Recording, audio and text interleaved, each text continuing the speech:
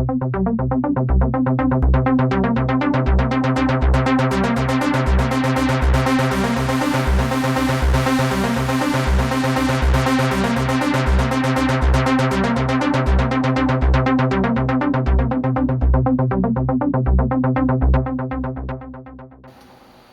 welcome to Chung's Martial Arts Academy weekly technique video series. The last few videos have been about kicking techniques. This week's video will be about a punching technique called the reverse punch. The reverse punch can be practiced off many different stances and it can be used for many different things. We're going to start out with using the reverse punch from a formal position like you might see in your forms. So, one of the most common ways you'll see a reverse punch is off the low block and then followed reverse punch. With this position, you're going to punch out and draw back the blocking hand, keeping your elbow tight, and roll out like a corkscrew with the punch. From a different viewpoint, stepping forward, low block, punch. Okay, and then one more time here, low block, punch.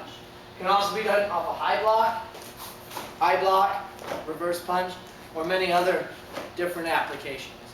This can also be done from a fighting position where the front hand is used to block or parry anything out of the way, and the rear hand makes contact. Reverse punch always means kicking over your back, punching over your back leg. So from here, I'm going to come in, punch, return, punch, return. This side, punch, return. Maybe I'm blocking something down, punch, return. As I said, there are many applications for the reverse punch, so I'll go over a small handful in this video, and I might do a follow-up video on this later if there's more interest. So, from a fighting position, we're going to, in a closed stance right now, meaning that his front leg would need to score on my stomach area. If he threw his back leg, go ahead, it would run into my elbow. So, that's closed, this is open. Let's see. Now, closed stance position, his hand's going to be up, move center a little bit more right here.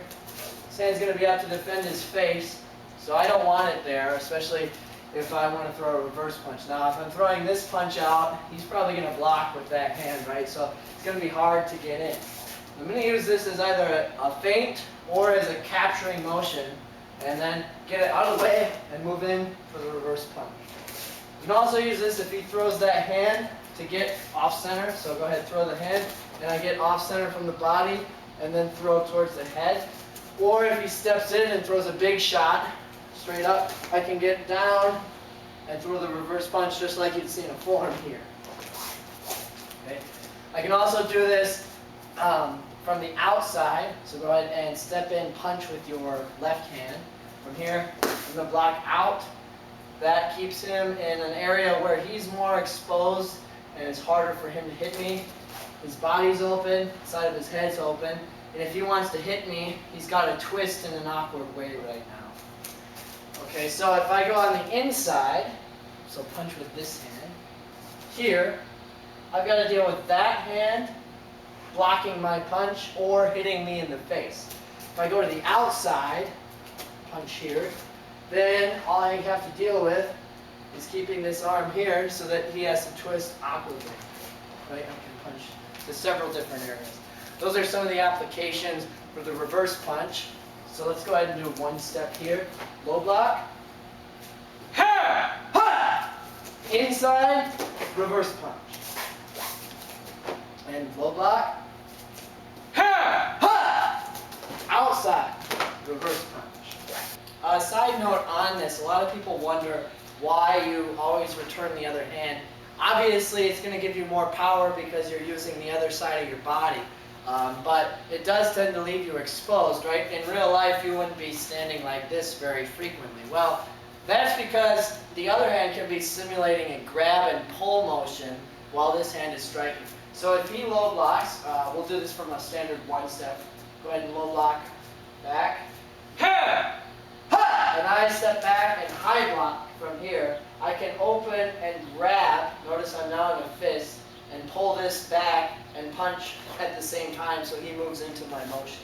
Again, this is equally as effective on the outside or more effective. So I'm coming in, grabbing here and pulling into the punch. So those are some of the reasons why we use both hands when we practice. Some of the common problems people run into with the reverse punch is coming out with their elbow like this or overextending. So we're in a fighting position and I throw a reverse punch, but I overextend.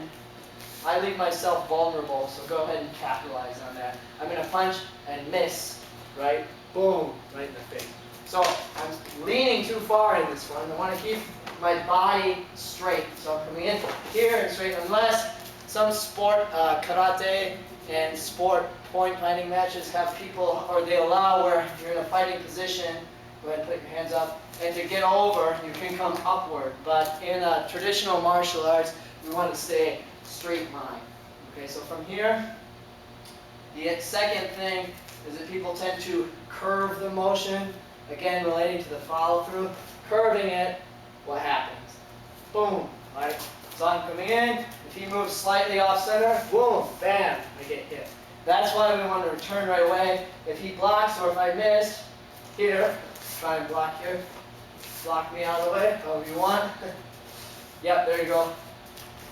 Then I can still return and safely protect myself. If I miss here, I'm still tight and chambered, ready to block or defend if I need to. Okay, so from here, one more time. If I miss, boom, or block, then you try and hit back.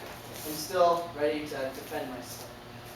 Right? So that's the reverse punch. And again, if there's interest on it, go ahead and leave a comment on the video or send me an email, and I can go into it further.